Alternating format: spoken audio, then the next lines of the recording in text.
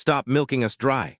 FFC party slams harsh fees, calls for urgent reforms. The 11th of September 2025. Spread the love. By a correspondent, the opposition party Freedom Fighters for Change, FFC, has launched a fierce attack on government policies, accusing authorities of abandoning workers and overburdening citizens with excessive fees in the middle of a collapsing economy. In a strongly worded statement issued on Tuesday, September 9, 2025, the party demanded urgent reforms to Zimbabwe's outdated labor laws. It's time for change. Let's amend the Labor Act, update outdated instruments, and renegotiate bargain agreements. The National Employment Council, NEC, needs a fresh look. Let's fight for fair labor, laws that benefit workers.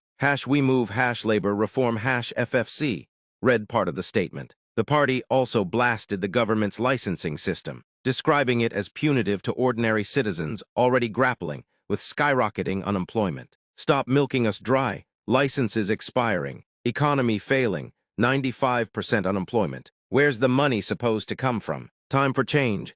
#we move #license justice #FFC. FFC charged with the economy in freefall and families struggling to make ends meet. FFC urged Zimbabweans not to stay silent in the face of what they called economic injustice, failed economy, expired licenses, and more fees not on our watch. Let's unite and demand change. #we move #license justice #FFC. The party vowed to intensify its push for reforms that protect workers and ease the financial strain on struggling households. Positioning itself as the voice of the people, FFC said it would continue pressing for accountability and meaningful change.